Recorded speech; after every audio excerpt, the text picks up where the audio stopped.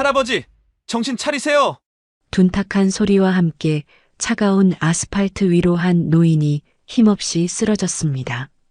사람들은 놀란 듯 발걸음을 멈췄지만 누구 하나 가까이 다가가지 못했어요. 그 순간 한 가난한 남학생이 노인을 붙잡았습니다. 그리고는 자신의 전 재산이었던 15,000원을 꺼내 주저없이 택시를 잡았습니다. 그때까지만 해도 이 학생은 알 수 없었어요. 이 쓰러진 노인이 어떤 사람인지, 그리고 앞으로 자신의 인생이 어떻게 뒤바뀌게 되는지를요. 도대체 이 학생에게 어떤 일이 생긴 걸까요? 사연 시작 전 구독과 좋아요를 눌러주시면 이 따뜻함을 더 많은 분들과 나눌 수 있습니다. 더불어 지금 어디서 듣고 계신지 댓글로 알려주시면 그곳으로 행운이 가득 깃들기를 바라겠습니다. 서울 도심의 저녁 6시, 퇴근길 인파로 북적이는 거리는 여느 때와 다름없이 바쁘게 돌아가고 있었습니다. 회색빛 건물들 사이로 네온 사인이 하나둘 켜지기 시작했고, 거리엔 급하게 발걸음을 옮기는 사람들로 가득했죠. 바로 그때 횡단보도 앞에서 한 노인이 갑자기 비틀거리더니 그대로 바닥에 쓰러졌습니다. 쿵 하는 둔탁한 소리와 함께 노인의 몸이 차가운 아스팔트 위로 무너져 내렸어요. 비싼 정장을 입은 그의 얼굴은 창백했고 이마에는 식은 땀이 송글송글 맺혀 있었습니다. 한 손으로 가슴을 움켜쥐며 거친 숨을 몰아쉬는 그 모습은 누가 봐도 위급해 보였죠. 주변 사람들이 하나둘 모여들기 시작했습니다. 하지만 대부분은 멀찍이 서서 휴대폰을 꺼내 들거나 수군거리기만 할 뿐이었어요. 누가 119 좀 불러요. 한 아주머니가 소리쳤지만 정작 본인도 발만 동동 구르고 있었습니다. 아니, 저 할아버지 괜찮은 거야? 누군가 나서야 하는데. 나는 응급처치 같은 거 몰라서. 사람들은 저마다 핑계를 대며 한 발짝씩 뒤로 물러섰습니다. 노인은 여전히 바닥에 쓰러진 채 고통스러운 표정을 짓고 있었죠. 바로 그 순간 학원 가방을 맨 한 고등학생이 인파를 헤치고 나왔습니다. 김도윤, 17살의 평범한 학생이었어요. 교복 재킷은 낡아서 소매 끝이 헤어져 있었고 운동화는 밑창이 달아 있었지만 그의 눈빛만큼은 누구보다 또렷했습니다. 도윤은 망설임 없이 노인 곁으로 달려가 무릎을 꿇었습니다. 할아버지, 할아버지, 제 말 들리세요? 노인의 어깨를 조심스럽게 흔들며 의식을 확인했어요. 다행히 노인이 희미하게 눈을 떴지만 제대로 된 대답은 하지 못했습니다. 도윤은 재빨리 노인의 맥박을 짚어보고 호흡을 확인했죠. 학교에서 배운 응급처치 수업이 떠올랐습니다. 지금 병원에 가셔야 해요. 누가 119 불렀어요? 도윤이 주변을 둘러보며 물었지만 사람들은 서로 눈치만 볼 뿐이었습니다. 한 청년이 머뭇거리며 대답했어요. 아까 누가 부른다고 했는데 구급차가 언제 올지 모르잖아요. 퇴근 시간이라 길도 막히고. 도윤은 순간 결단을 내렸습니다. 주머니를 뒤져 지갑을 꺼냈어요. 15,700원, 이번 주 용돈의 마지막 남은 현금이었어요. 순간 멈칫하던 도윤은 이내 벌떡 일어나 도로 쪽으로 뛰어갔습니다. 마침 신호에 걸려 서 있던 택시를 발견하고 필사적으로 손을 흔들었어요. 기사님, 여기요, 여기. 택시가 천천히 다가왔고 도윤은 재빨리 뒷문을 활짝 열었습니다. 기사님, 저기 할아버지가 쓰러지셨어요. 병원까지 좀 모셔다 주세요. 제발요. 중년의 택시 기사는 처음엔 난감한 표정을 지었습니다. 학생, 이런 경우는 구급차를 불러야지. 구급차 기다리면 너무 늦을 것 같아요. 할아버지 상태가 정말 안 좋아 보여요. 제가 택시비는 다 낼게요. 도윤의 간절한 목소리에 기사는 한숨을 쉬며 고개를 끄덕였습니다. 알았어. 빨리 모시고 와. 도윤은 다시 노인에게로 달려갔습니다. 하지만 혼자 힘으로는 노인을 일으켜 세우기가 벅찼어요. 주변을 둘러보니 사람들은 여전히 구경만 하고 있었죠. 좀 도와주세요. 병원에 모셔가야 해요. 도윤의 외침에 마침내 젊은 남자 2명이 나섰습니다. 셋이 힘을 합쳐 조심스럽게 노인을 부축해 택시에 태웠어요. 노인의 몸은 생각보다 가벼웠고 고급 정장에서는 은은한 향수 냄새가 났습니다. 평범한 노인은 아닌 것 같았지만 지금은 그런 게 중요한 게 아니었죠. 택시가 출발하자 도윤은 노인의 손을 꼭 잡았습니다. 차가운 손이었어요. 할아버지, 조금만 참으세요. 금방 병원 도착해요. 노인이 희미하게 눈을 떴습니다. 초점이 잘 맞지 않는 눈으로 도윤을 바라보더니 떨리는 목소리로 중얼거렸어요. 고맙네. 그 한마디를 하는 것도 힘든 듯 노인은 다시 눈을 감았습니다. 도윤은 더욱 조급해졌죠. 기사님, 좀 더 빨리 갈 수 있을까요? 학생, 나도 최대한 빨리 가는 중이야. 신호도 봐야 하고. 거의 다 왔어. 길게 느껴지는 시간 속 택시는 대학병원 응급실 앞에 도착했습니다. 도윤은 재빨리 뛰어내려 응급실 문을 열고 소리쳤어요. 여기 환자 있어요. 빨리 좀 봐주세요. 의료진이 달려왔고 노인은 곧바로 들것에 실려 응급실 안으로 사라졌습니다. 도윤은 안도의 한숨을 내쉬며 주저앉았어요. 온몸에 힘이 빠지는 것 같았죠. 간호사가 다가와 물었습니다. 학생, 보호자세요? 아니요. 저는 그냥 길에서 쓰러지신 걸 봐서.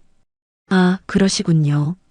환자분 신원 확인이 필요한데 소지품이 있나요? 도윤이 고개를 저었습니다. 그때 노인을 치료하던 의사가 나왔어요. 지갑이 있네요. 신분증 확인해 보니 김세진 씨라고 하시는데. 이분. 의사의 표정이 묘하게 변했습니다. 하지만 도윤은 알아채지 못했죠. 보호자 연락처도 있으니 저희가 연락드리겠습니다. 학생은 연락처 좀 남겨주세요. 혹시 모르니까. 도윤은 자신의 전화번호를 적어주고는 조용히 돌아섰습니다. 주머니를 확인해 보니 동전 몇 개만 짤랑거렸어요. 택시비로 15,000원을 다 써버린 것이었죠. 집까지는 걸어서 1시간은 좋게 걸릴 거리였습니다.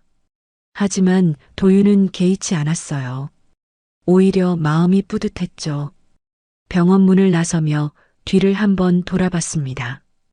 응급실 불빛이 환하게 켜져 있었어요. 저 안에서 할아버지가 무사히 치료받고 있기를 바라며 도윤은 천천히 걸음을 옮겼습니다. 거리에는 여전히 퇴근길 사람들로 붐볐지만 아까와는 달리 마음이 따뜻했어요. 엄마가 늘 말씀하셨죠.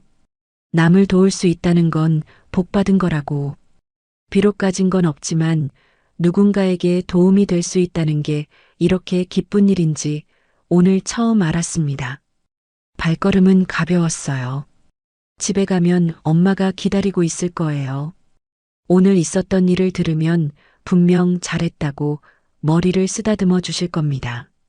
도윤은 1시간을 넘게 걸어 집으로 향했습니다. 해는 완전히 져서 거리엔 가로등 불빛만 남아 있었죠. 발은 아팠지만 마음만은 가벼웠습니다. 오늘처럼 뿌듯한 날은 오랜만이었으니까요. 밤 9시가 넘어서야 도윤은 집에 도착했습니다. 반지하로 내려가는 좁은 계단을 내려가자 익숙한 곰팡이 냄새가 코끝을 스쳤어요. 비가 오면 물이 새는 천장, 햇빛이 거의 들지 않는 작은 창문, 겨울이면 시멘트 바닥에서 올라오는 한기. 남들에겐 초라해 보일 수도 있지만 도윤에겐 세상에서 가장 소중한 공간이었습니다. 엄마와 함께하는 유일한 보금자리니까요. 현관문을 열자 고소한 된장찌개 냄새가 반겨졌습니다.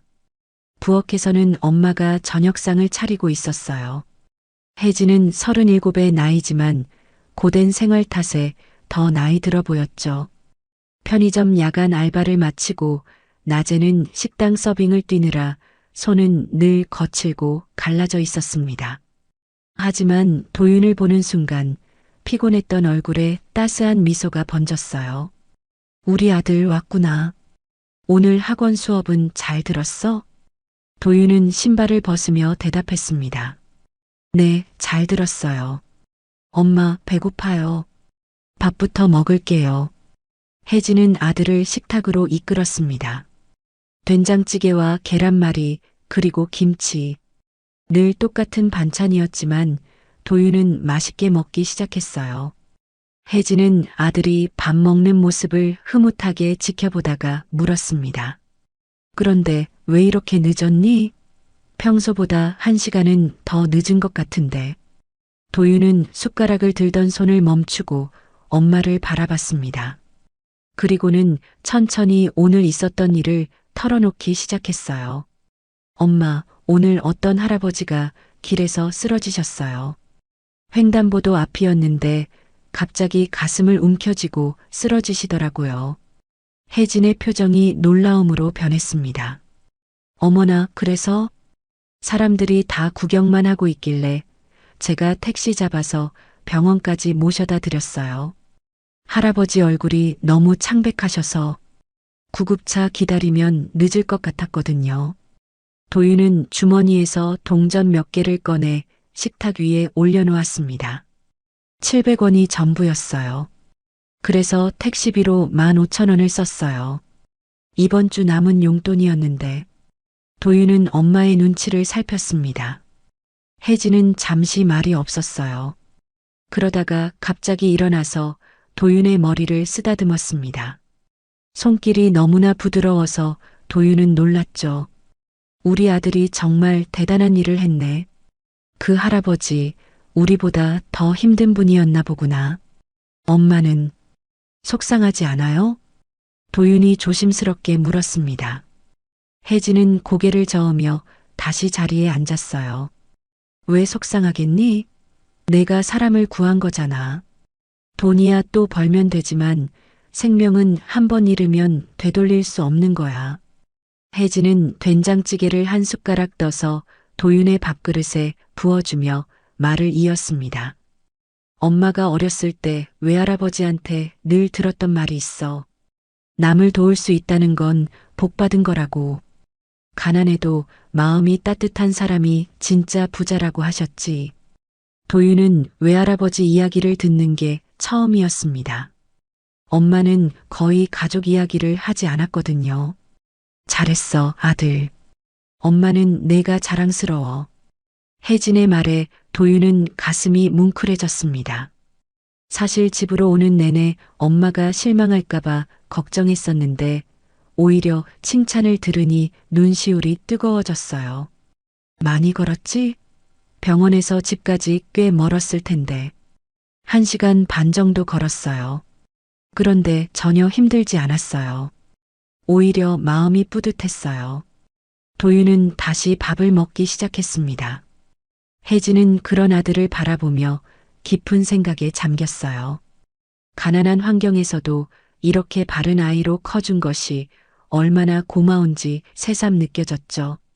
아버지 없이 자란다고 주변에서 손가락질할 때도 반지하 월세조차 내기 힘들어 쫓겨날 뻔했을 때도 도윤은 한 번도 불평하지 않았습니다.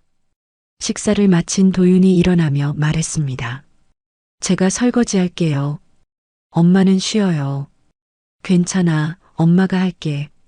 아니에요. 엄마 새벽 3시에 일어나야 하잖아요. 어서 쉬어요.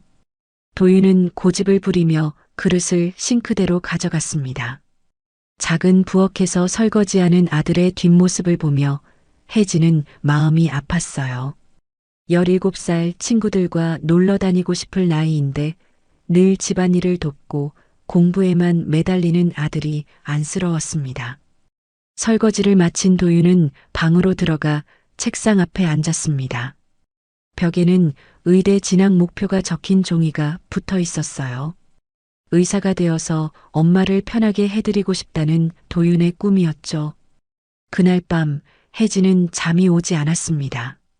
도윤이 잠든 후 살며시 일어나 아들의 방문 앞에 섰어요. 문틈 사이로 보이는 아들의 잠든 얼굴이 너무나 어려 보였습니다. 혜진은 거실로 나와 작은 통장을 꺼냈어요. 매달 조금씩 모은 비상금이 들어있는 통장이었죠.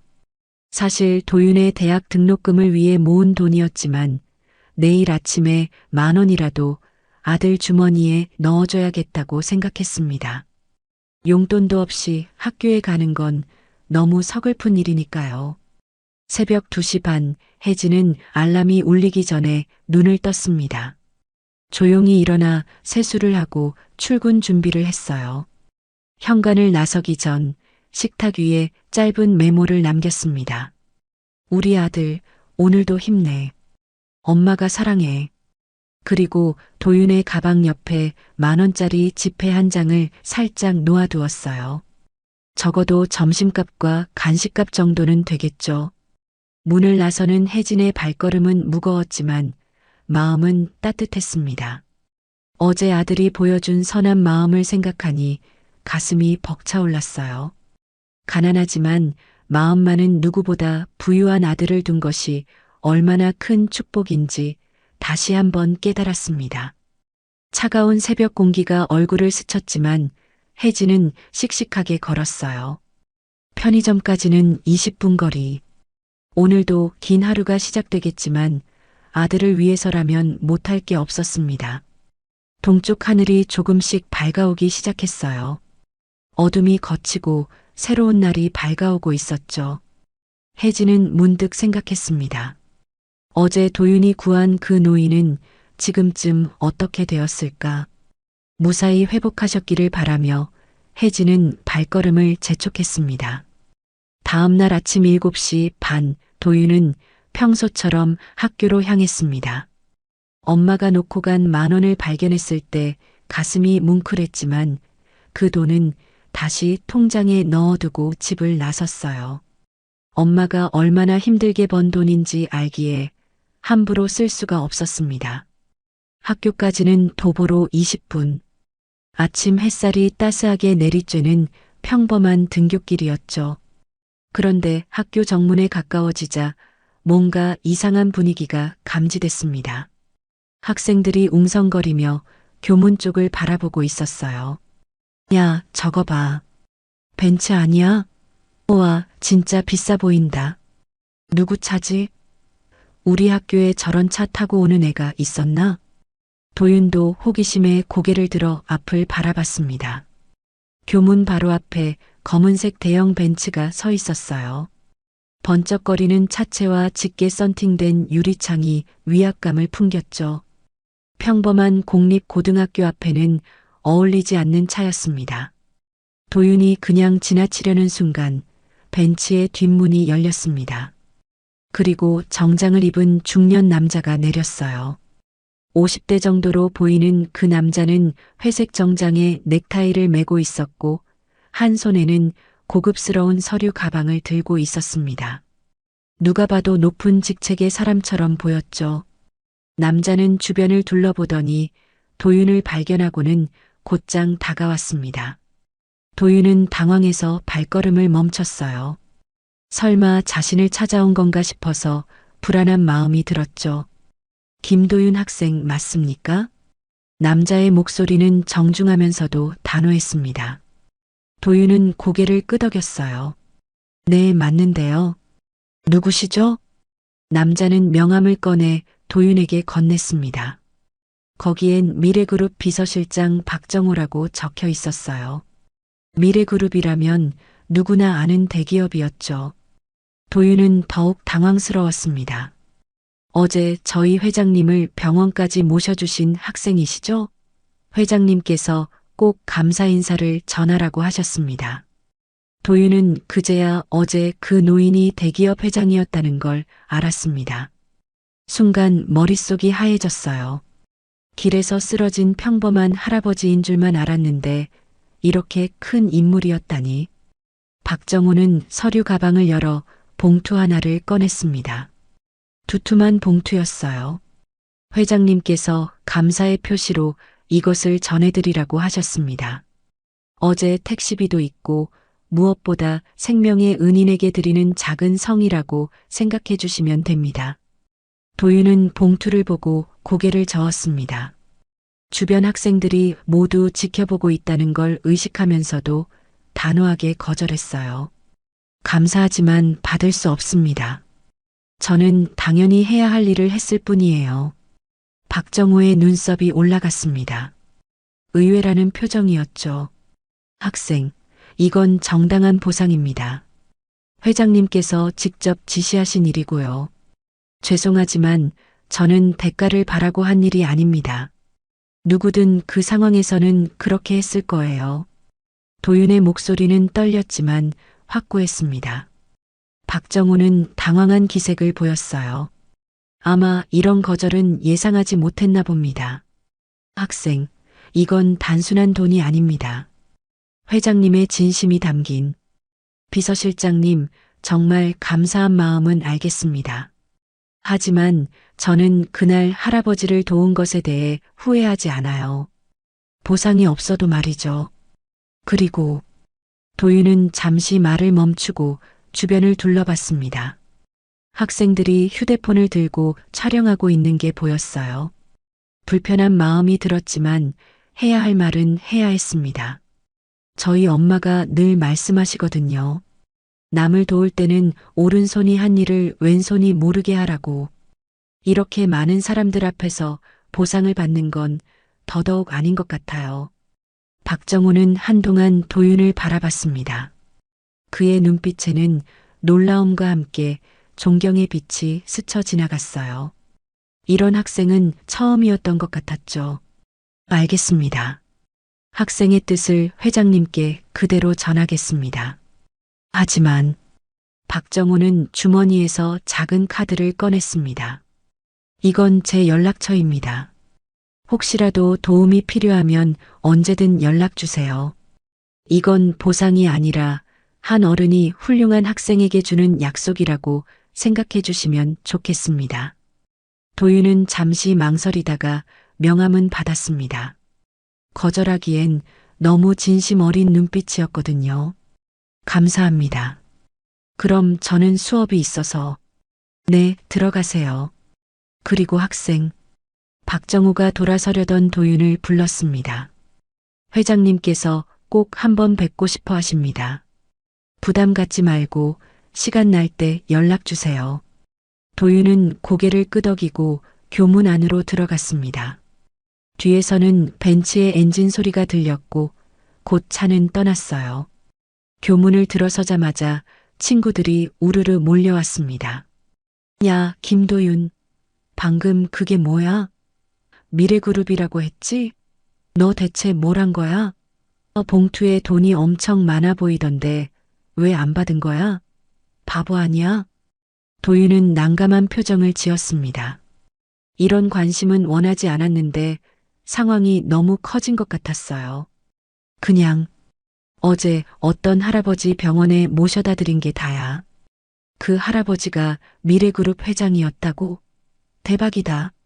친구 하나가 휴대폰을 흔들며 말했습니다. 야, 나 방금 다 찍었어. 이거 SNS에 올려도 되지? 제발 그러지 마. 부탁이야. 도윤은 간청했지만 이미 몇몇 학생들이 사진과 영상을 올리기 시작했어요. 제목들이 자극적이었죠. 벤츠를 거절한 고등학생, 돈보다 양심을 택한 학생, 미래그룹 회장을 구한 평범한 고등학생 같은 제목들이 순식간에 퍼져나갔습니다.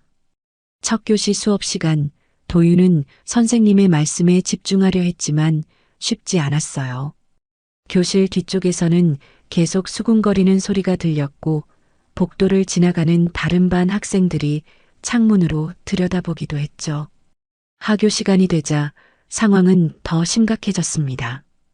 교무실에서 도윤을 찾는 방송이 나왔어요. 3학년 2반 김도윤 학생은 교장실로 오시기 바랍니다. 도윤은 무거운 발걸음으로 교장실로 향했습니다. 교장실 문을 열자 교장 선생님과 담임 선생님, 그리고 낯선 사람 몇 명이 앉아 있었어요. 도윤아, 앉아라. 교장 선생님의 표정이 복잡했습니다. 자랑스러우면서도 걱정스러운 그런 표정이었죠. 방금 여러 언론사에서 연락이 왔다. 내 이야기를 취재하고 싶다고 하는데. 도윤은 고개를 저었습니다. 죄송하지만 인터뷰는 하고 싶지 않습니다. 그냥 조용히 지나갔으면 좋겠어요. 담임 선생님이 나섰습니다. 도윤아, 내가 한 일은 정말 훌륭한 일이야. 많은 사람들에게 좋은 영향을 줄 수 있어. 선생님, 저는 그냥 평범한 학생이고 싶어요. 이런 관심은 부담스러워요. 교장 선생님이 고개를 끄덕였습니다. 알겠다.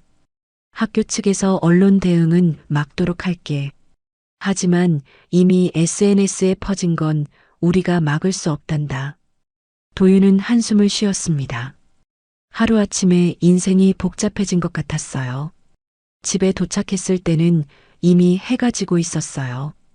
지친 얼굴로 현관문을 열자 엄마가 걱정스러운 얼굴로 맞아줬습니다. 도윤아, 괜찮니? 표정이 안 좋네. 엄마, 저 괜찮아요. 그냥 조금 정신 없었을 뿐이에요. 혜진은 말없이 아들을 꼭 안아줬습니다. 따뜻한 품이었어요. 그날 밤 도윤의 이야기는 SNS를 통해 순식간에 퍼져나갔습니다.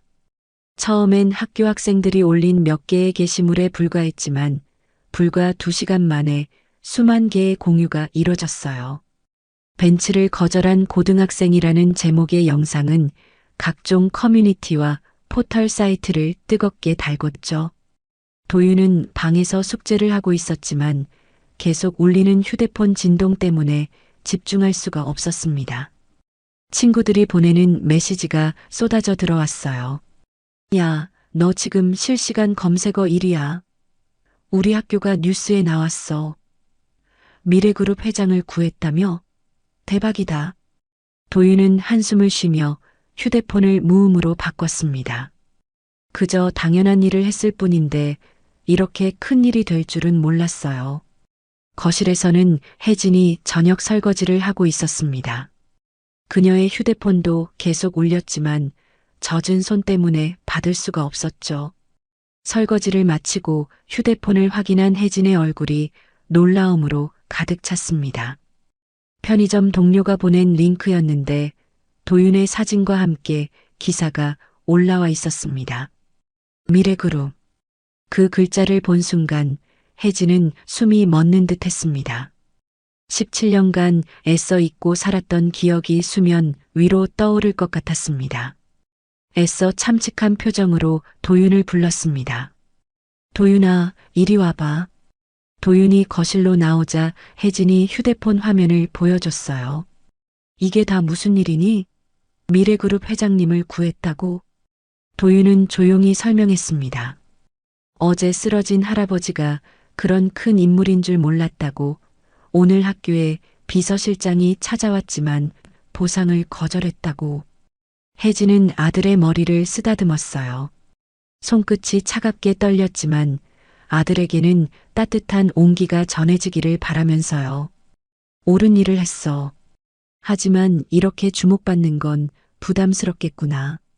그녀의 말 속에는 단순한 걱정 이상의 의미가 담겨 있었습니다. 하지만 그땐 그 의미를 도윤은 알지 못했죠. 한편 서울 한남동의 대저택에서 김세진 회장은 서재에 홀로 앉아 있었습니다. 책상 위에는 태블릿이 놓여 있었고 화면에는 도윤의 사진이 떠 있었어요. 교문 앞에서 봉투를 거절하는 장면이 선명하게 찍혀 있었죠. 이런 아이가 아직도 있다니. 세진은 깊은 감동을 받았습니다. 요즘 시대에 이런 순수한 마음을 가진 젊은이를 만나기란 쉽지 않았거든요. 그는 비서실장 박정호를 불렀어요. 그 학생에 대해 더 자세히 알아봐 주게. 네, 회장님. 이미 조사 중입니다. 박정호는 서류 하나를 건넸습니다. 거기엔 도윤의 기본적인 정보가 적혀 있었어요. 성적 우수, 품행 단정, 그리고 한부모 가정, 어머니와 단둘이 산다고. 세진의 눈빛이 변했습니다. 서류를 더 자세히 들여다봤어요. 어머니 성함이 김혜진? 순간 세진의 얼굴이 창백해졌습니다. 떨리는 손으로 안경을 벗었다가 다시 썼어요. 박정호는 회장의 이상한 반응을 눈치챘지만 아무 말도 하지 않았죠. 혹시 나이가 어떻게 되나? 37살이라고 나와 있습니다. 세진은 의자에 깊이 기대며 눈을 감았습니다. 머릿속으로 계산을 했어요. 37살 김혜진. 설마 하는 생각이 들었지만 너무나 흔한 이름이라 확신할 수는 없었죠. 그 학생 아버지는 기록상으로는 없습니다. 출생신고에 어머니만 등재되어 있다고. 세진의 손이 더욱 떨렸습니다. 가슴 한쪽이 무너지는 것 같았어요. 그날 밤 세진은 한숨도 잠을 자지 못했습니다. 서재를 왔다 갔다 하며 깊은 고민에 빠졌어요. 혹시 그 혜진이 맞다면, 자신이 17년 전에 버린 딸이 맞다면, 그럼 도윤은? 다음 날 아침 세진은 박정호를 다시 불렀습니다. 그 김혜진 씨에 대해 더 자세히 조사해 주게. 사진도 구해보고. 알겠습니다, 회장님. 박정호가 나간 후 세진은 서재의 어둠 속에서 눈을 감았습니다. 17년 전 그날의 기억이 생생하게 떠올랐어요. 2008년 겨울 서울의 한 호텔 라운지. 20살의 혜진이 떨리는 손으로 찻잔을 들고 있었습니다. 임신 3개월. 배는 아직 나오지 않았지만 그녀의 얼굴은 초췌했어요. 아버지, 저 아이를 낳고 싶어요. 혜진의 목소리는 간신히 들릴 정도로 작았습니다. 세진의 얼굴이 붉게 달아올랐어요. 미쳤구나. 그 남자는 어디 있는데? 떠났어요. 책임질 수 없다고. 혜진의 눈에서 눈물이 흘렀습니다. 대학 선배라던 그 남자. 사랑한다고 속삭이더니 임신 소식을 듣자마자 미국으로 유학을 떠나버렸죠. 그런 쓰레기 같은 놈의 아이를 낳겠다고? 우리 집안 망신을 다 시킬 셈이야? 세진의 목소리가 라운지 전체에 울렸습니다. 주변 사람들이 쳐다봤지만 그는 아랑곳하지 않았어요. 아버지, 이 아이는 죄가 없어요. 제가 혼자서라도 키울게요. 너 혼자 무슨 애를 키워? 당장 병원 예약해. 내일이라도 수술받아. 혜진이 고개를 저으며 일어섰습니다. 안 돼요. 이 아이는 제 아이예요. 아버지가 뭐라고 하셔도. 탁! 세진의 손바닥이 혜진의 뺨을 때렸습니다. 라운지가 순간 조용해졌어요. 혜진은 뺨을 감싸쥐며 아버지를 바라봤습니다. 믿을 수 없다는 표정이었죠. 지금 당장 집에서 나가. 그 아이를 포기하지 않는다면 넌 더 이상 내 딸이 아니야. 아버지, 미래그룹 회장의 딸이 미혼모라니.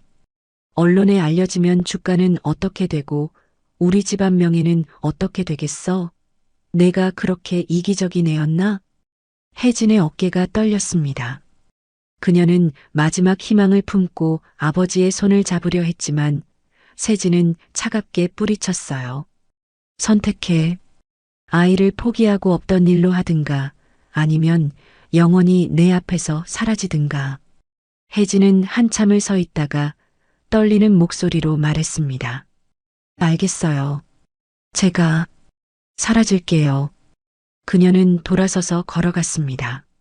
뒤돌아보지 않고 고든 걸음으로. 세진은 딸이 돌아올 거라 생각했어요. 며칠이면 정신을 차리고 돌아와서 용서를 구할 거라고. 하지만 혜진은 돌아오지 않았습니다. 아이가 태어났다는 소식을 들은 건 그의 여름이었습니다.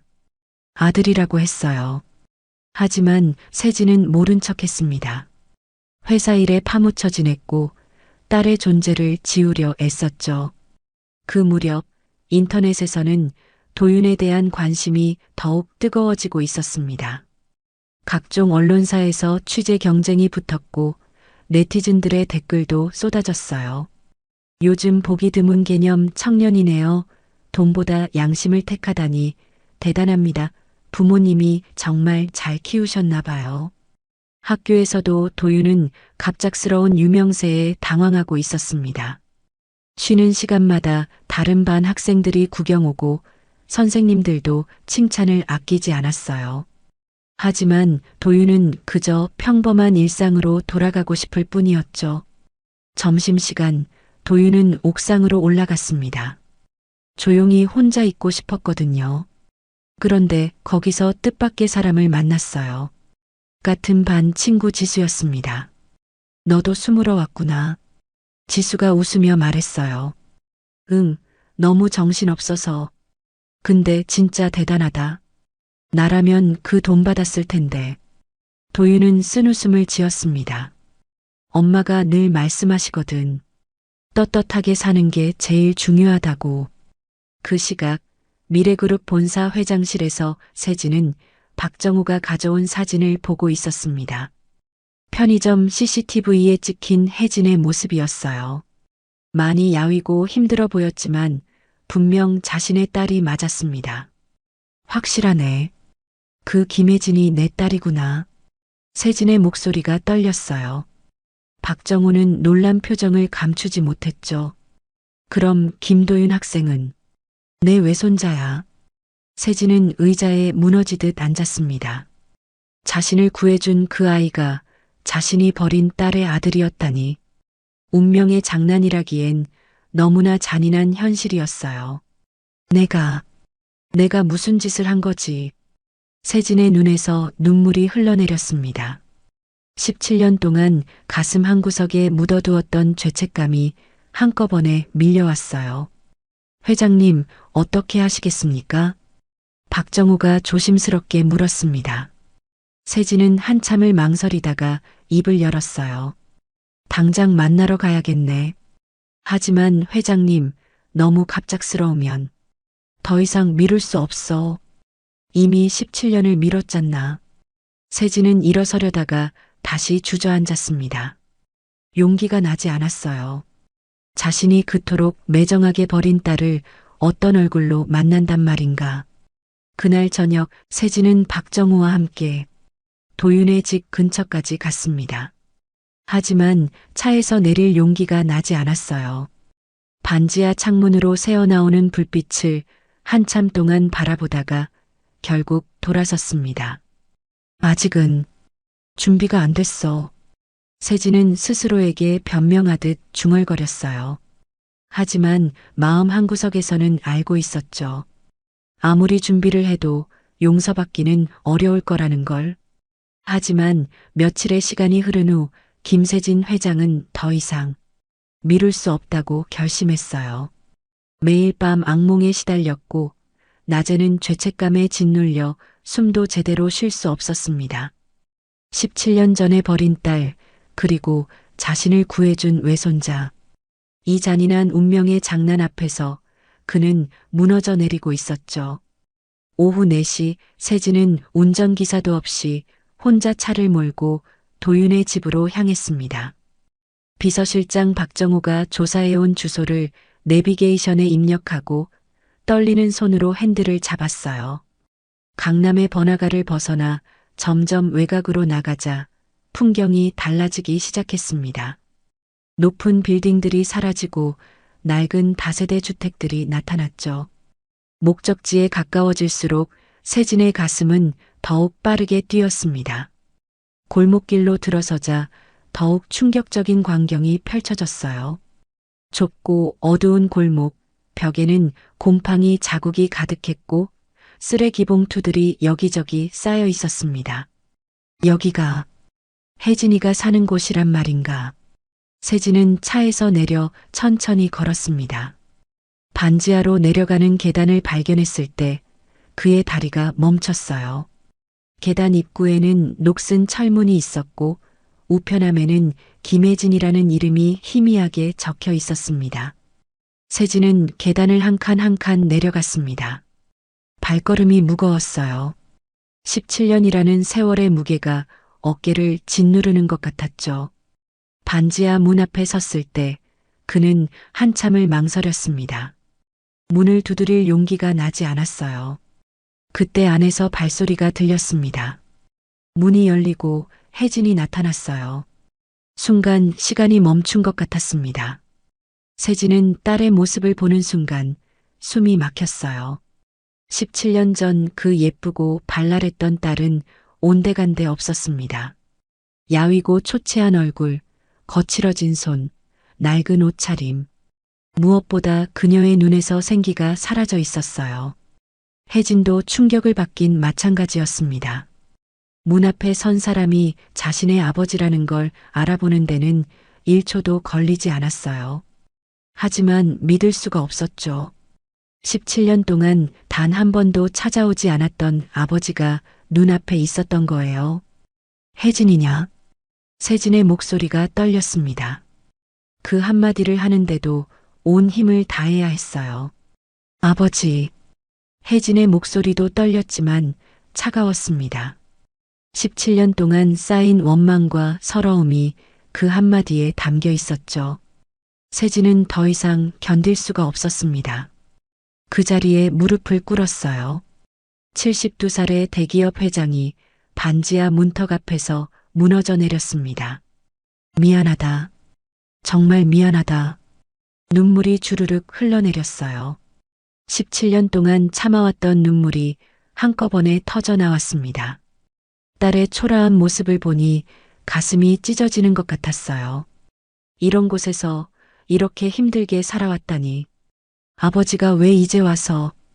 혜진의 목소리에도 눈물이 섞였습니다. 하지만 쉽게 용서할 수는 없었어요. 17년의 고통이 너무나 컸으니까요. 도윤이를, 내 외손자를 만났다. 그 아이가 날 구해줬어. 그제서야 깨달았다. 내가 얼마나 큰 죄를 지었는지. 세진은 고개를 들어 혜진을 바라봤습니다. 주름진 얼굴에 눈물이 가득했어요. 이 집을 봐라. 이런 곳에서, 내 딸이 이런 곳에서 살고 있었다니. 내가 무슨 압이냐. 체면이 뭐라고, 회사가 뭐라고, 딸 하나 지켜주지 못했다. 혜진은 떨리는 손으로 문틀을 잡았습니다. 다리에 힘이 풀려 쓰러질 것 같았어요. 17년 만에 듣는 아버지의 사과. 하지만 너무 늦었다는 생각이 들었죠. 아버지, 일어나세요. 이런다고 달라지는 건 없어요. 아니다. 내가 무릎 꿇는 게 맞아. 평생을 무릎 꿇고 살아도 용서받을 수 없는 죄를 지었어. 세진은 일어나지 않았습니다. 오히려 더 깊이 고개를 숙였어요. 혜진아, 내가 너무 늦었다는 걸 안다. 하지만 이제라도 용서를 구하고 싶구나. 너와 도윤이에게 할 수 있는 모든 걸 하고 싶어. 그때 뒤에서 발소리가 들렸습니다. 학교에서 돌아온 도윤이었어요. 현관 앞에 무릎 꿇고 있는 노인을 보고 깜짝 놀랐죠. 엄마, 이분은. 도윤은 그 노인이 며칠 전 자신이 구한 할아버지라는 걸 알아봤습니다. 하지만 왜 여기에, 그것도 무릎을 꿇고 있는지 이해할 수 없었어요. 혜진이 떨리는 목소리로 말했습니다. 도윤아, 이분은 내 외할아버지야. 도윤의 눈이 휘둥그레졌습니다. 외할아버지는 돌아가셨다고 들었는데. 아니, 엄마는 가족이 없다고 했었는데. 뭐라고요? 외할아버지? 세진이 고개를 들어 도윤을 바라봤습니다. 처음 보는 외손자, 자신을 구해준 그 착한 아이. 눈물로 흐릿해진 시야에도 도윤의 맑은 눈빛이 보였어요. 도윤아, 내가 내 외할아버지다. 17년 전에 내 엄마를 버린 못난 할아비야. 도윤은 충격에 말을 잃었습니다. 엄마를 버렸다고? 그럼 엄마가 그동안 얼마나 힘들었을까? 혼자서 자신을 키우느라 얼마나 고생했을까? 왜 엄마를 버리신 거예요? 도윤의 목소리에 분노가 섞이기 시작했습니다. 세진은 고개를 숙였어요. 미혼모가 됐다고. 회사 체면이 깎인다고. 내가 버렸다. 용서받을 수 없는 죄를 지었어. 혜진이 도윤의 어깨를 잡았습니다. 도윤아, 들어가자. 이만. 하지만 도윤은 움직이지 않았어요. 외할아버지라는 사람을 노려보며 서 있었죠. 그동안 한 번도 안 찾아오셨잖아요. 우리가 어떻게 사는지 알기나 하세요? 겨울에 보일러도 제대로 안 돌아가고 비 오면 물이 새는 이런 곳에서. 도윤의 목소리가 떨렸습니다. 엄마를 위한 분노였어요. 이제야 알았다. 내가 얼마나 큰 죄를 지었는지. 세진은 다시 울음을 터뜨렸습니다. 72년 인생에서 이렇게 처절하게 운 적은 없었어요. 혜진도 더 이상 눈물을 참을 수 없었습니다. 17년 동안 가슴속에 묻어둔 서러움이 한꺼번에 터져나왔어요. 아버지가 절 버렸을 때 저는 20살이었어요. 아무것도 할 줄 모르는 20살이었다고요. 그런데 혼자서 아이를 낳고 키워야 했어요. 얼마나 무서웠는지 아세요? 혜진의 목소리가 높아졌습니다. 17년 만에 터뜨리는 절규였죠. 편의점 알바로 하루 16시간씩 일했어요. 아이 분유값 벌려고, 기저귀값 벌려고. 그런데 아버지는 어디 계셨어요? 세진은 아무 대답도 할 수 없었습니다. 딸의 말 한마디가 비수처럼 가슴에 꽂혔어요. 이제 와서 뭘 어쩌자는 거예요? 용서를 구하면 17년이 없던 일이 되나요? 아버지를 바라봤습니다. 이제 와서 무슨 소용이에요? 아버지가 버린 건 저예요. 그런데 피해본 건 제 아들이에요. 혜진의 목소리는 떨렸지만 단호했습니다. 그녀는 현관문을 잡았어요. 돌아가세요. 우리는 아버지 없이도 잘 살아왔어요. 쾅! 문이 닫혔습니다. 세진은 닫힌 문 앞에 멍하니 서 있었어요. 발걸음이 떨어지지 않았죠. 한참을 그 자리에 서 있다가 천천히 돌아섰습니다. 그날 밤 혜진은 도윤과 저녁을 먹으며 조용히 말했습니다. 도윤아, 오늘 놀랐지? 도윤은 숟가락을 멈췄습니다. 왜 지금까지? 엄마가 20살 때, 내가 뱃속에 있을 때 날 버리셨어. 미혼모는 집안 망신이라고. 혜진의 눈가가 붉어졌습니다. 오래된 상처가 다시 쓰라렸어요. 그래도 어렸을 때는 좋은 아버지였어. 엄마가 넘어지면 업어주시고 아프면 밤새 간호해주시고. 혜진은 잠시 추억에 잠겼습니다. 어린 시절 아버지는 세상에서 가장 든든한 존재였어요. 하지만 그 아버지가 가장 힘들 때 등을 돌렸죠. 다음 날 세진은 또 찾아왔습니다. 이번엔 아침 일찍이었어요. 혜진이 출근하려고 나오다가 계단 앞에 서 있는 아버지와 마주쳤습니다. 혜진아, 말씀드렸잖아요. 오지 마세요. 혜진이 지나가려 하자 세진이 무릎을 꿇었습니다. 미안하다. 정말 미안하다. 내가 죽을 죄를 지었다. 지나가던 이웃들이 쳐다봤지만 세진은 개의치 않았어요. 일어나세요. 이러신다고 달라지는 건 없어요. 혜진은 차갑게 말하고 발걸음을 재촉했습니다. 하지만 마음 한구석이 흔들리는 건 어쩔 수 없었어요. 72세의 아버지가 무릎 꿇는 모습이 안쓰러웠던 것도 사실이었죠. 그날 오후 학교에서 돌아온 도윤은 또다시 외할아버지를 마주쳤습니다. 계단 앞에 앉아 있는 세진의 모습이 초라해 보였어요. 도윤아, 할아버지가 정말 미안하다. 저한테 미안할 필요 없어요. 외할아버지가 버린 건 엄마잖아요. 엄마한테 사과하세요. 도윤의 목소리는 차가웠지만 눈빛은 복잡했습니다. 세진의 어깨가 무너져 내렸습니다. 외손자의 말 한마디가 칼날처럼 아팠어요. 맞다. 다 내 잘못이다. 용서받을 자격도 없어. 도윤은 할아버지를 남겨두고 집으로 들어갔습니다. 하지만 창문 너머로 계속 밖을 내다봤어요. 할아버지는 해가 질 때까지 그 자리에 앉아 있었죠. 저녁 혜진이 퇴근하고 돌아왔을 때도 세진은 여전히 그 자리에 있었습니다. 아직도 계신 거예요? 혜진아, 나는 포기하지 않을 거야. 왜 이제 와서요? 혜진의 목소리에 서러움이 묻어났습니다. 그때는 체면과 회사가 더 중요했어. 바보같이 돈과 명예가 딸보다 중요하다고 생각했지. 세진의 눈에서 눈물이 흘렀습니다. 이제 깨달았어. 내가 잃은 게 뭔지. 너와 도윤이를 잃고 나니 가진 모든 게 무의미하더구나. 혜진은 잠시 망설이다가 말했습니다. 그냥 가세요. 저도 흔들리고 싶지 않아요. 그녀는 돌아서서 집으로 들어갔습니다. 문이 닫히는 소리가 유난히 크게 들렸어요. 그날 밤 도윤은 엄마에게 물었습니다. 엄마, 외할아버지가 정말 나쁜 사람이에요? 혜진은 한참을 생각하다가 대답했습니다. 나쁜 사람은 아니야. 그냥 그때 잘못된 선택을 한 거지. 엄마도 어렸을 때는 아버지를 정말 사랑했어. 세상에서 제일 좋은 아빠였거든. 그럼 용서해 줄 수 없어요? 도윤아, 17년이야. 내가 태어나서 지금까지의 모든 시간 동안 외할아버지는 우리를 모른 척했어. 그게 쉽게 용서가 될까? 도윤은 고개를 끄덕였습니다. 하지만 마음 한편으로는 외할아버지가 불쌍하기도 했어요. 다음 날도 그 다음 날도 세진은 계속 찾아왔습니다.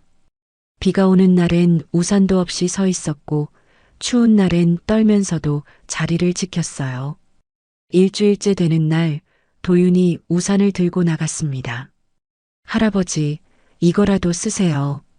세진은 놀란 눈으로 도윤을 바라봤습니다. 고맙다, 도윤아.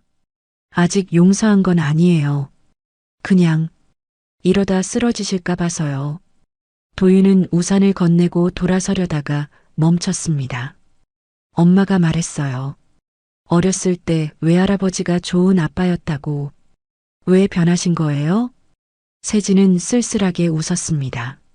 사람은 때로 중요한 걸 잊고 살아. 가족보다 성공이 중요하다고 착각하지. 할아버지가 바로 그랬단다. 도윤은 더 이상 묻지 않고 집으로 들어갔습니다. 하지만 그날부터 조금씩 마음이 흔들리기 시작했어요. 혜진도 마찬가지였습니다. 아무리 마음을 다잡으려 해도 매일 찾아와 사죄하는 아버지를 보면 가슴이 아팠어요.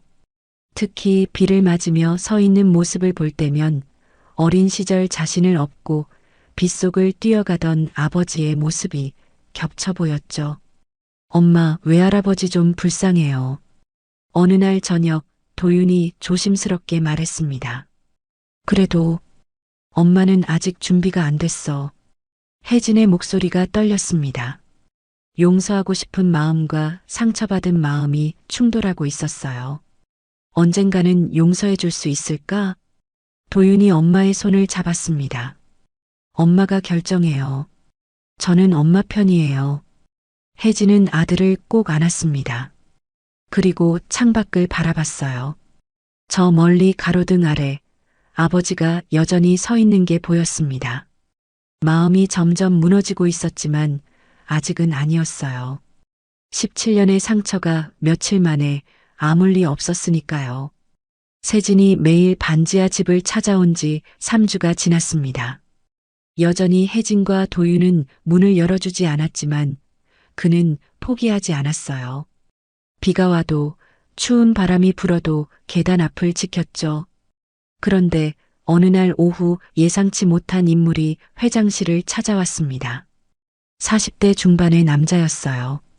번들거리는 얼굴에 교활한 눈빛을 하고 있었죠. 정장은 값비싸 보였지만 어딘가 천박한 느낌이 났습니다. 명함에는 주간지 팩트투데이 기자 최진혁이라고 적혀 있었어요. 무슨 일로 오셨습니까? 세진이 차갑게 물었습니다. 최진혁은 느릿느릿 가방을 열어 두꺼운 봉투를 꺼냈어요. 그 안에서 사진들이 쏟아져 나왔습니다. 세진의 얼굴이 점점 굳어갔어요. 사진에는 자신이 반지하 계단 앞에서 무릎 꿇고 있는 모습, 비를 맞으며 기다리는 모습이 담겨 있었습니다. 그뿐만이 아니었어요. 혜진이 새벽 3시에 편의점으로 출근하는 뒷모습, 낡은 운동화를 신고 뛰어가는 모습까지 찍혀 있었죠.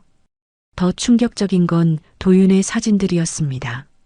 학교에서 점심을 먹는 모습, 학원으로 가는 뒷모습, 심지어 반지하 창문으로 공부하는 모습까지.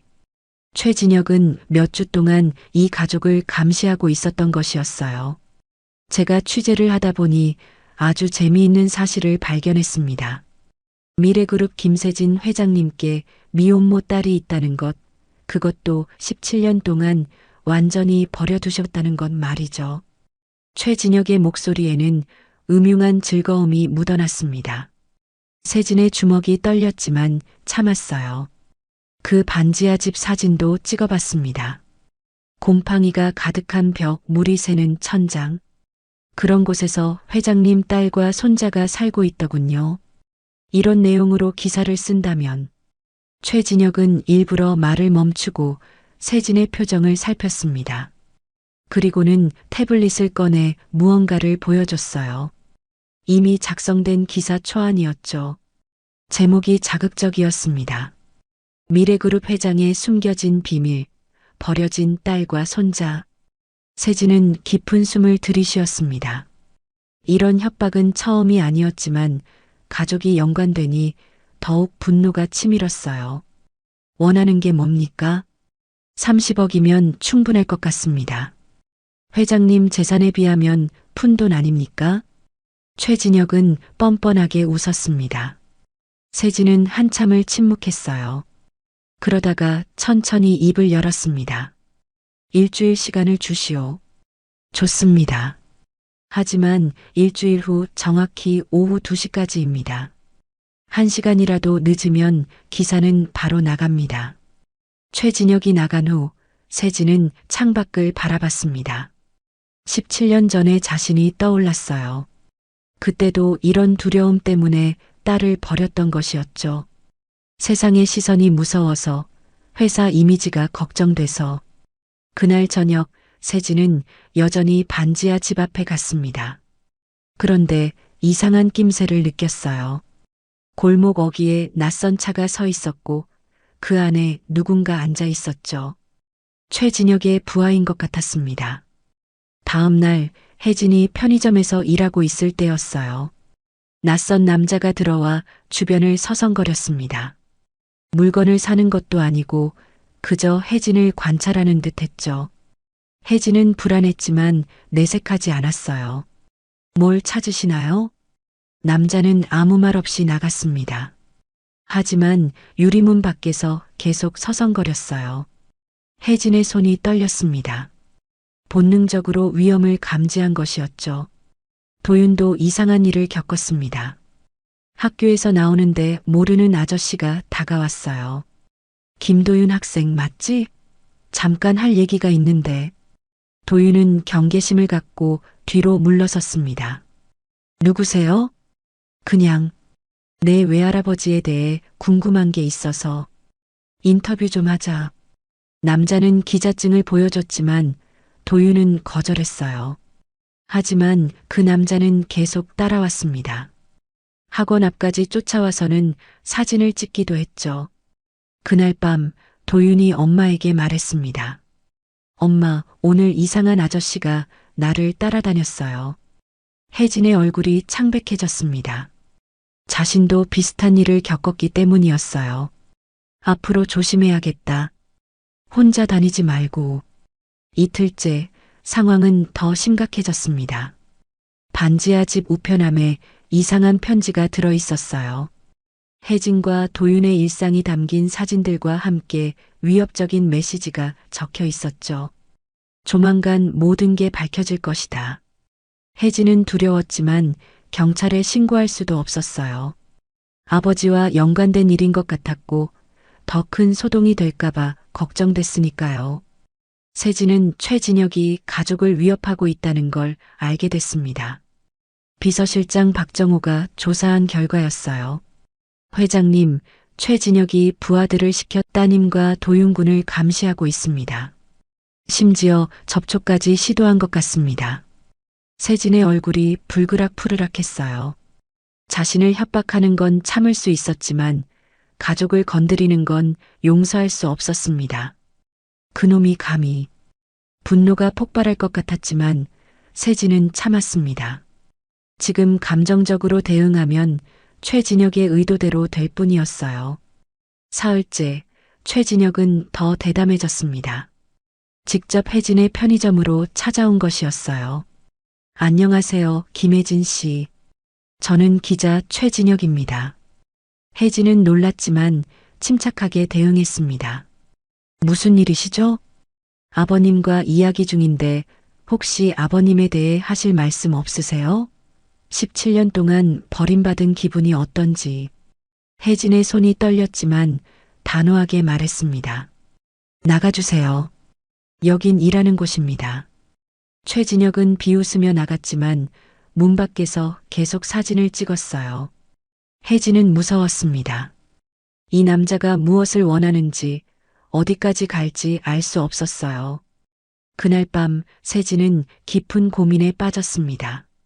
최진혁에게 돈을 주면 당장은 조용해지겠지만 그건 근본적인 해결이 아니었어요. 언제든 또 협박할 수 있었고 무엇보다 딸과 손자를 계속 숨기고 부끄러워한다는 의미였죠. 새벽까지 잠을 이루지 못한 세진은 결심했습니다. 더 이상 비겁하게 살지 않겠다고, 딸과 손자를 당당하게 인정하겠다고. 다음 날 아침 세진은 박정호를 불렀습니다.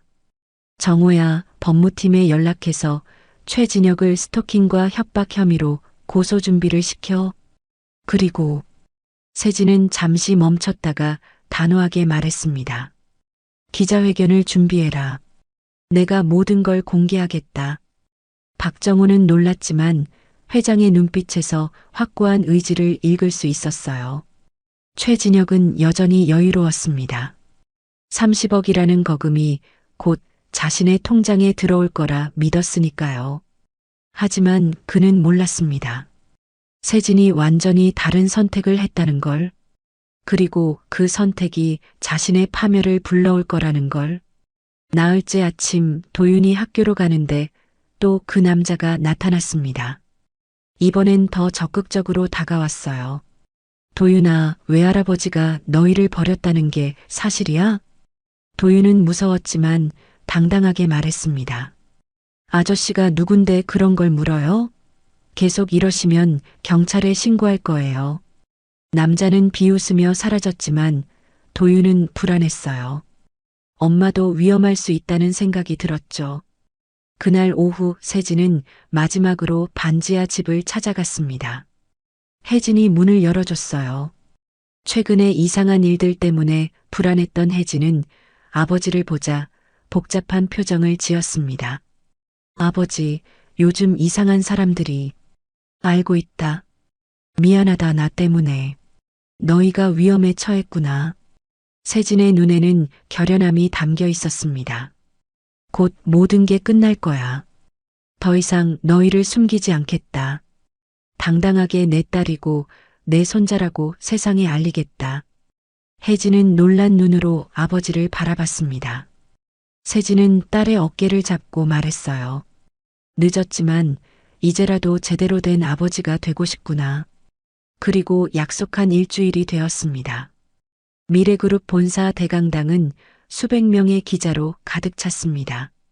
모든 방송국 카메라가 단상을 향해 있었고 플래시가 쉴 새 없이 터졌어요. 김세진 회장이 긴급 기자회견을 연다는 소식에 언론계가 술렁거렸던 것이었죠. 세진은 검은 정장을 입고 단상에 올랐습니다.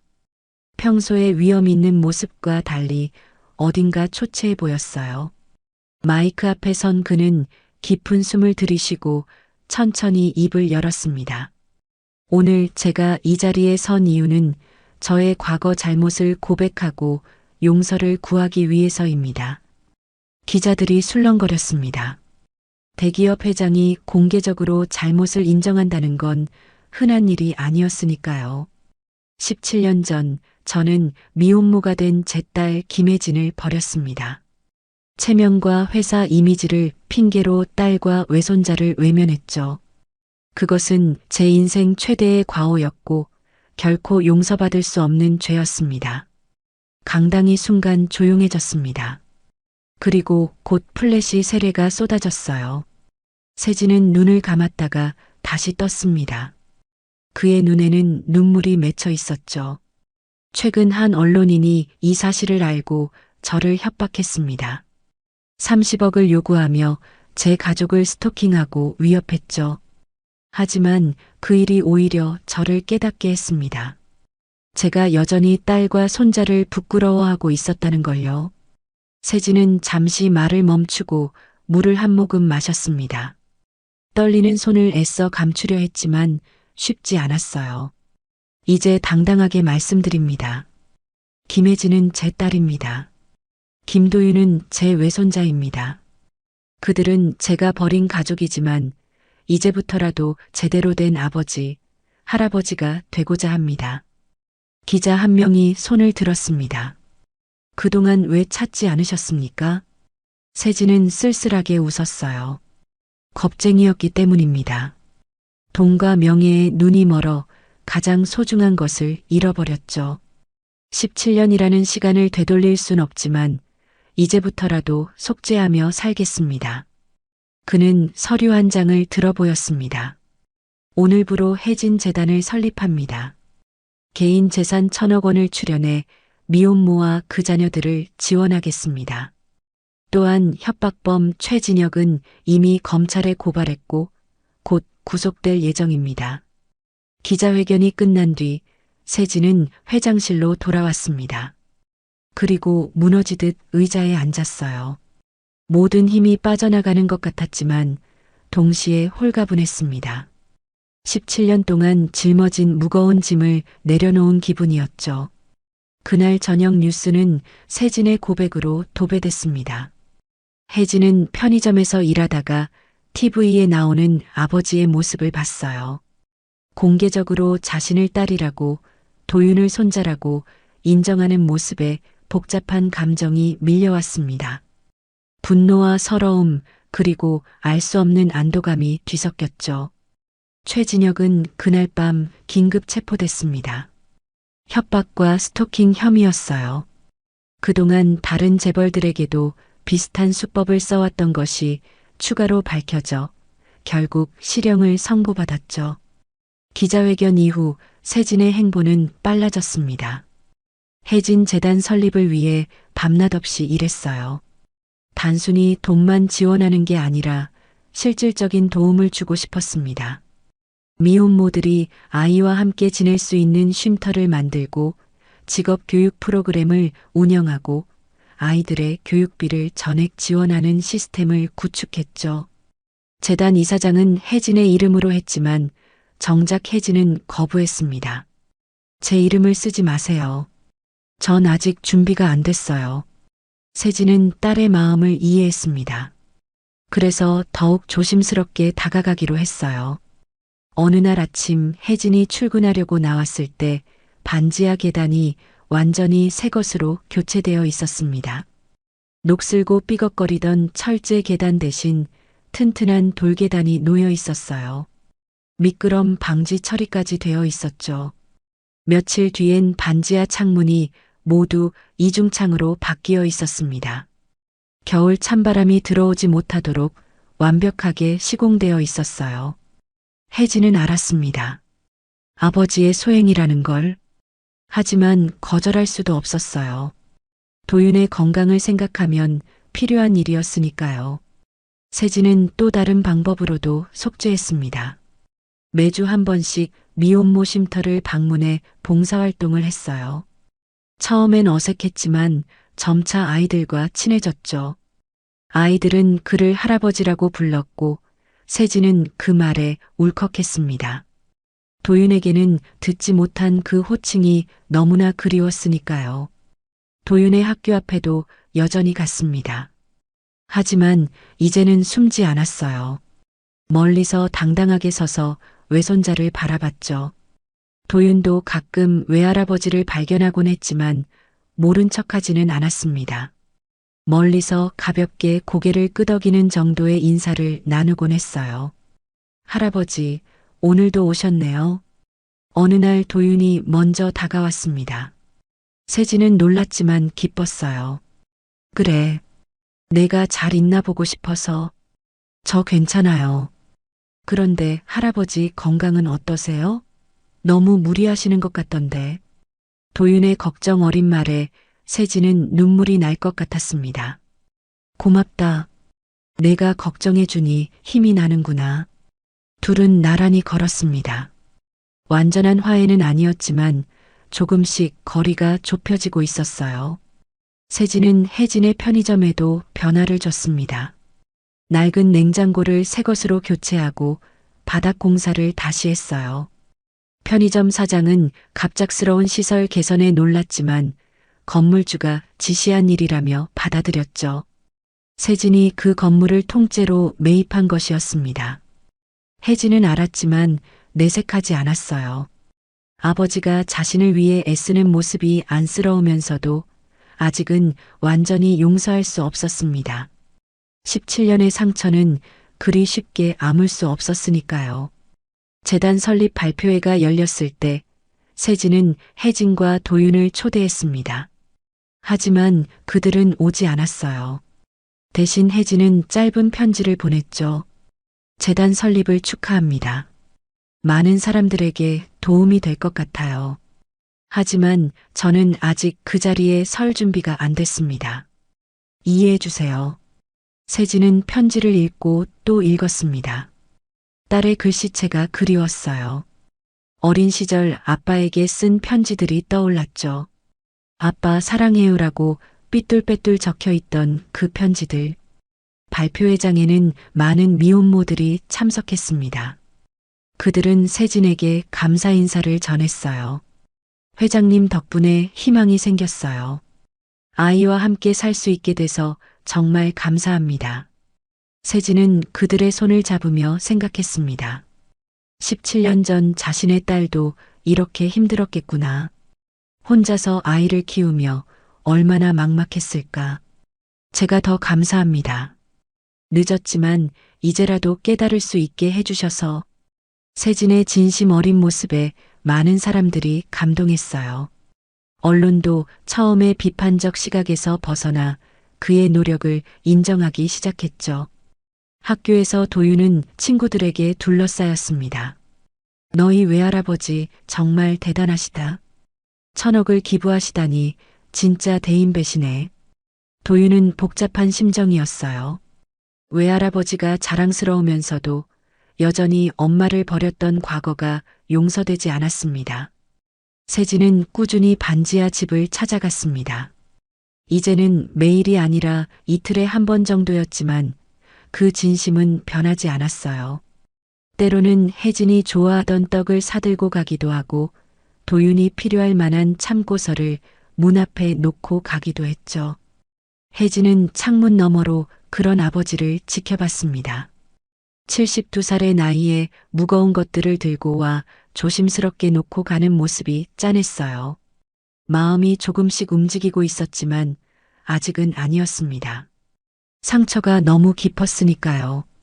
비서실장 박정호의 전화가 울렸습니다. 응급실에서 걸려온 전화였어요. 김세진 회장이 또다시 쓰러졌다는 소식이었죠. 재단 설립 이후 쉴 새 없이 일하던 세진은 봉사활동을 마치고 돌아오던 길에 의식을 잃었습니다. 박정호는 망설임 끝에 혜진에게 전화를 걸었어요. 신호음이 길게 이어지다가 혜진의 목소리가 들렸습니다. 여보세요? 김혜진 씨, 비서실장 박정호입니다. 회장님이, 아버님이 쓰러지셨습니다. 전화기 너머로 숨을 들이키는 소리가 들렸어요. 혜진의 손이 떨렸지만 애써 침착하게 물었습니다. 지금 어디 계세요? 서울대병원 응급실입니다. 상태가 좋지 않으십니다. 혜진은 전화를 끊고 한참을 서 있었어요. 17년 동안 자신을 버린 아버지. 최근 들어 끊임없이 사죄하던 그 사람이 쓰러졌다는 소식에 마음이 복잡했습니다. 가지 말아야 한다고 생각하면서도 발걸음은 이미 도윤의 방으로 향하고 있었죠. 도윤아, 외할아버지가 병원에 계셔. 도윤은 책을 덮고 엄마를 바라봤습니다. 혜진의 얼굴에서 망설임과 걱정을 동시에 읽을 수 있었어요. 가봐야 하지 않을까요? 도윤의 말에 혜진은 고개를 끄덕였습니다. 두 사람은 서둘러 택시를 잡아타고 병원으로 향했어요. 병원 응급실은 차가운 형광등 불빛으로 가득했습니다. 소독약 냄새가 코를 찔렀고 복도에는 불안한 표정의 사람들이 오가고 있었죠. 혜진과 도윤은 안내 데스크에서 병실을 확인하고 엘리베이터를 탔습니다. 중환자실 앞 복도는 더욱 조용했어요. 벽에 부딪혀 울리는 발소리만이 공간을 채웠죠. 멀리서 심전도 기계의 규칙적인 소리가 들려왔습니다. 삐, 삐, 삐. 그 소리가 두 사람의 긴장을 더욱 높였어요.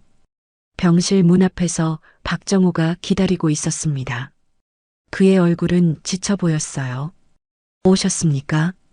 회장님이 기다리고 계셨습니다. 혜진은 깊은 숨을 들이쉬고 병실 문을 열었습니다.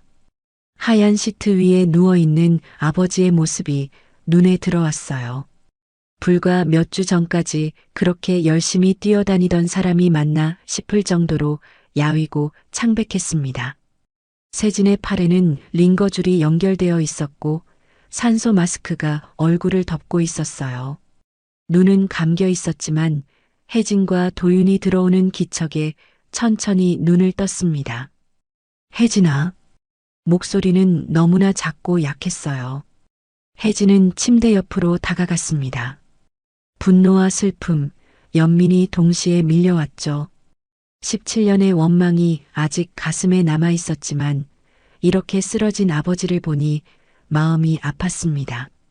아버지. 그 한마디를 하는데 목이 메었어요. 혜진은 눈물을 겨우 삼켰습니다. 도윤도 외할아버지의 모습에 충격을 받았어요. 손발이 떨렸지만 용기를 내어 침대 가까이 다가갔습니다. 할아버지, 이렇게 그냥 가시면 더는 기회가 없잖아요. 도윤의 목소리가 떨렸습니다. 세진은 흐릿한 눈빛으로 외손자를 바라봤어요. 처음으로 이렇게 가까이에서 도윤을 보는 것 같았습니다. 자신을 구해준 그 착한 아이가 이제는 자신을 걱정하고 있었죠. 세진은 숨을 고르며 천천히 입을 열었습니다. 산소 마스크 때문에 목소리가 더욱 작게 들렸어요. 시간이 조금만 더 있다면 아비로서 할아버지로서 너희 옆에 있고 싶구나. 그 말에 혜진의 눈에서 눈물이 흘렀습니다. 더 이상 참을 수가 없었어요. 17년 동안 듣고 싶었던 말이었을까요? 아니면 이제야 들어도 너무 늦은 말이었을까요? 도윤은 할아버지의 손을 조심스럽게 잡았습니다. 주름지고 차가운 손이었지만 미세하게 떨리고 있었어요. 할아버지, 힘내세요.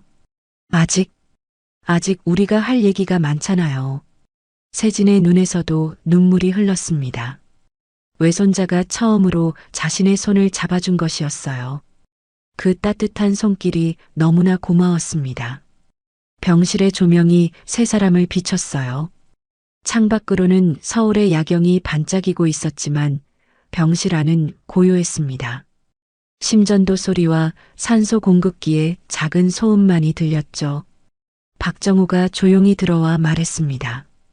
의사 선생님 말씀으로는 과로와 스트레스로 인한 것이라고 합니다. 절대 안정이 필요하다고. 혜진은 고개를 끄덕였어요. 그리고 아버지를 다시 바라봤습니다.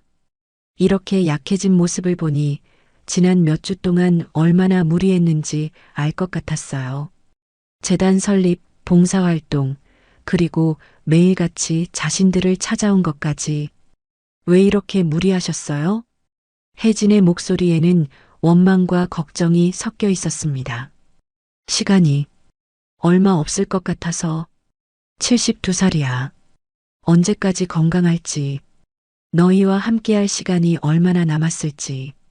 세진의 말이 자꾸 끊어졌어요.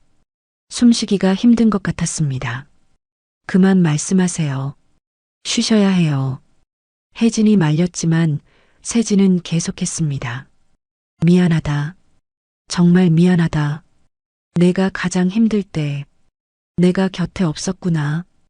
혜진은 아버지의 손을 잡았습니다. 차가운 손이었어요. 17년 만에 잡아보는 아버지의 손. 어린 시절엔 그렇게 크고 든든했던 손이 이제는 이렇게 작고 약해 보였습니다. 이제 그만하세요. 과거는 돌이킬 수 없잖아요. 도윤이 엄마와 외할아버지를 번갈아 봤습니다. 두 사람 사이에 17년이라는 시간의 무게가 느껴졌어요. 하지만 동시에 이 순간 그들이 같은 공간에 있다는 사실이 중요하게 느껴졌죠. 밤이 깊어갔습니다. 병실 창으로 보이는 하늘은 까맣게 변했고 복도의 발소리도 점점 줄어들었어요. 혜진과 도윤은 병실을 떠나지 못했습니다. 세진은 잠이 들었다가 깨기를 반복했어요. 그때마다 혜진과 도윤이 아직 곁에 있는지 확인했죠. 마치 그들이 사라질까봐 두려워하는 것처럼. 우리 여기 있어요, 할아버지. 도윤이 작은 목소리로 말했습니다. 세진은 안도하며 다시 눈을 감았어요. 새벽 2시쯤 혜진은 복도로 나와 커피를 마셨습니다. 박정우가 다가왔어요. 회장님이 정말 많이 변하셨습니다. 기자회견 이후로는 완전히 다른 사람이 되신 것 같아요. 혜진은 종이컵을 돌리며 말했습니다. 너무 늦었어요. 17년이라는 시간은. 하지만 지금이라도 깨달으신 게 다행 아닐까요? 어떤 사람들은 평생 깨닫지 못하고 가잖습니까? 박정호의 말에 혜진은 아무 대답도 하지 못했어요. 맞는 말이었지만 마음이 쉽게 정리되지 않았습니다. 병실로 돌아왔을 때 도윤이 의자에 앉아 졸고 있었어요. 세진은 깨어 있었고 외손자를 바라보고 있었습니다. 그 눈빛에는 무한한 애정과 후회가 담겨 있었죠. 좋은 아이야. 내가 잘 키웠구나. 혼자 키우느라 힘들었죠. 혜진의 대답에는 가시가 없었습니다. 그저 사실을 말할 뿐이었어요. 내가 곁에 있었다면 이제 그런 가정은 의미 없어요. 중요한 건 지금부터예요. 혜진의 말에 세진은 놀란 듯 딸을 바라봤습니다. 용서의 신호였을까요? 아니면 그저 현실을 받아들인 것일까요? 아침 해가 떠올랐습니다. 병실 창으로 첫 햇살이 들어왔어요. 세 사람의 그림자가 병실 바닥에 길게 드리워졌습니다. 서로 다른 방향을 향했던 그림자들이 이제는 한 곳에서 만나 겹쳐져 있었죠. 오랜 단절 뒤 그들은 처음으로 같은 공간, 같은 시간을 공유하고 있었습니다. 완전한 화해는 아니었지만 새로운 시작의 가능성이 보이는 순간이었어요. 태어나는 날이 왔습니다. 세진은 여전히 창백했지만 일주일 전보다는 훨씬 나아 보였어요. 혜진과 도윤은 퇴원 수속을 도우러 왔습니다. 병원 로비로 내려오는 엘리베이터 안에서 세진이 조심스럽게 입을 열었어요. 이제는 집에 돌아오는 게 어떻겠니? 그동안 너희를 힘들게만 했지만 남은 시간을 가족으로 살고 싶구나. 세진의 목소리는 떨렸습니다. 간절함과 두려움이 동시에 묻어났어요. 혜진은 눈길을 피하며 바로 대답하지 못했습니다.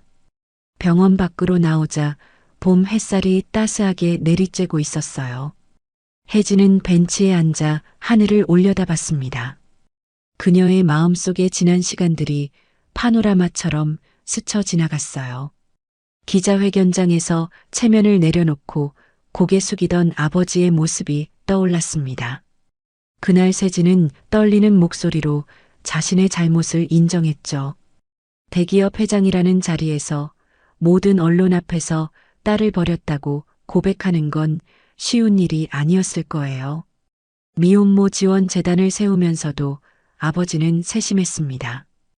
혜진이 원하지 않자 그녀의 이름을 조용히 빼주었죠. 강요하지 않고 기다려주는 그 배려가 의외였어요. 반지하 집 앞에서의 모습도 기억났습니다. 비를 맞으며 추위에 떨며 그래도 매번 돌아가면서 끝내 포기하지 않던 모습. 72살의 나이에 그렇게 고집스럽게 기다리는 건 쉽지 않았을 텐데. 그리고 며칠 전 병실에서의 장면. 침대에 누워 약하게 떨리는 손을 내밀며 조금만 더 곁에 있고 싶다고 말하던 진심 어린 눈빛.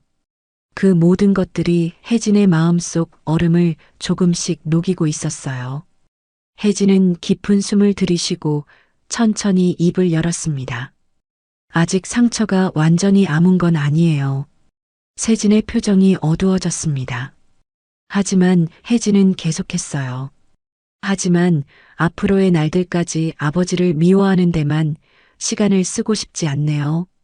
세진의 눈이 커졌습니다. 믿을 수 없다는 표정이었죠. 혜진은 아버지를 바라보며 말을 이었어요. 17년은 길었어요. 너무나 길고 외로운 시간이었죠. 하지만 아버지가 최근에 보여준 모습들, 그 진심은 알 것 같아요. 도윤이 엄마 옆으로 다가왔습니다. 그리고 엄마의 어깨를 감싸 안았어요. 17년 동안 혼자서 모든 걸 감당해온 엄마가 얼마나 힘들었을지 누구보다 잘 알고 있었으니까요. 그럼 우리 같이 살아봐요, 엄마. 도윤의 따뜻한 목소리에 혜진의 눈가가 촉촉해졌습니다. 아들의 품이 이렇게 든든할 줄 몰랐어요. 언제 이렇게 자란 걸까요? 세진은 울컥해서 고개만 끄덕였습니다. 목이 메어 말이 나오지 않았어요. 17년 만의 용서. 완전하지는 않지만 다시 시작할 수 있는 기회. 그것만으로도 너무나 감사했습니다. 고맙다. 정말 고맙다. 세진의 목소리가 떨렸어요. 눈물이 주름진 볼을 타고 흘러내렸습니다. 차는 천천히 한남동으로 향했습니다. 혜진과 도윤에게는 낯선 길이었어요. 반지하에서만 살아온 그들에게 강남의 고급 주택가는 다른 세상 같았죠. 하지만 이제 그곳이 그들의 새로운 집이 될 거였습니다. 대문이 천천히 열렸습니다. 넓은 정원과 큰 집이 눈에 들어왔어요. 혜진은 어린 시절 이곳에서 뛰놀던 기억이 어렴풋이 떠올랐습니다. 그때는 이 집이 영원한 보금자리일 줄 알았는데 17년 만에 돌아오게 될 줄은 몰랐죠. 현관문을 열고 들어서자 집안이 따뜻했습니다. 거실에는 이미 세 사람을 위한 식탁이 차려져 있었어요. 오랫동안 비어있던 자리에 새로운 식기가 놓여 있었죠. 너희 방도 준비해뒀다. 예전 내 방은 그대로 두었고 도윤이 방은 새로 꾸몄어. 세진이 조심스럽게 말했습니다. 혜진은 계단을 올라 자신의 옛 방으로 갔어요. 문을 열자 시간이 멈춘 듯한 공간이 나타났습니다. 책상, 침대, 책장 모두 그대로였어요. 먼지 하나 없이 깨끗하게 관리되어 있었죠. 매일 청소했다. 언젠가 내가 돌아올 거라고. 아니, 돌아오길 바라면서. 세진의 목소리가 뒤에서 들렸습니다. 혜진은 책상 위에 액자를 들어 올렸어요. 고등학교 졸업식 사진이었죠. 아버지와 함께 찍은 마지막 사진. 그때는 행복했죠. 혜진의 목소리는 쓸쓸했지만 원망은 없었어요. 도윤은 자신의 새 방을 둘러봤습니다. 넓고 밝은 방에는 책상과 책장, 그리고 컴퓨터까지 준비되어 있었어요. 반지하의 좁은 방과는 천지 차이였죠. 할아버지, 이건 너무 과해요. 아니다. 이것도 부족해. 17년 동안 해주지 못한 게 너무 많아서. 세진의 말에 도윤은 더 이상 거절하지 않았습니다. 할아버지의 마음을 이해했으니까요. 저녁 시간이 되었습니다. 세 사람은 처음으로 한 식탁에 앉았어요. 따뜻한 된장찌개와 갈비찜, 그리고 여러 반찬들이 차려졌죠. 혜진이 반지하에서 해주던 소박한 밥상과는 달랐지만 마음은 똑같이 따뜻했습니다. 잘 먹겠습니다. 도윤이 밝게 인사했어요. 세진은 외손자가 밥 먹는 모습을 흐뭇하게 바라봤습니다. 이런 평범한 일상이 얼마나 소중한지 이제야 알았어요. 도윤아, 학교는 어떠니? 공부하는데 필요한 게 있으면 뭐든 말해라. 괜찮아요, 할아버지. 저 혼자서도 잘하고 있어요. 도윤의 당찬 모습에 세진은 웃었습니다. 역시 혜진이 잘 키웠구나 싶었어요. 식사를 마치고 거실에 앉았을 때 혜진이 입을 열었습니다. 아버지, 저는 계속 일을 하고 싶어요. 편의점이든 뭐든. 그럴 필요 없어. 이제는 편하게. 아니에요. 제 손으로 일하고 싶어요. 그게 제 삶이니까요. 혜진의 단호한 말에 세진은 고개를 끄덕였습니다. 딸의 자존심을 이해했으니까요. 밤이 깊어졌습니다. 도윤은 먼저 방으로 올라갔고 혜진과 세진은 거실에 남았어요. 창밖으로는 서울의 야경이 반짝였죠. 혜진아, 정말 미안하다. 그리고 고맙다. 이제 그만하세요. 계속 사과만 하실 건가요? 혜진이 작게 웃었습니다. 그 미소를 본 세진의 가슴이 뭉클했어요. 17년 만에 보는 딸의 진짜 미소였으니까요. 혜진은 창밖을 바라보며 마음속으로 말했습니다. 용서는 하루아침에 오지 않았다. 하지만 아버지가 흘린 시간과 진심을 기억하며 우리는 다시 가족이 되기로 했다. 세 사람의 그림자가 거실벽에 나란히 드리워졌습니다. 더 이상 따로가 아닌 함께였어요. 상처는 여전히 남아있지만 치유의 시간은 이제 시작이었습니다. 늦었지만 아직 늦지 않았습니다. 가족이라는 이름으로 다시 시작하는 것. 그것이 그들이 선택한 길이었어요. 따뜻한 조명이 세 사람을 감쌌습니다. 밖에서는 차가운 바람이 불었지만 집안은 포근했어요. 마치 17년의 긴 겨울이 끝나고 봄이 온 것처럼. 오늘의 이야기가 당신의 마음에 작은 울림을 드렸다면 앞으로도 당신의 나날에 잔잔한 위로가 될 이야기들로 찾아뵐 수 있도록 구독과 좋아요를 눌러주세요. 그리고 사연의 주인공을 위한 따뜻한 말씀도 댓글로 부탁드립니다. 당신의 한마디가 누군가에게는 잊지 못할 선물이 됩니다. 당신의 오늘을 늘 응원합니다. 인생 나날이었습니다.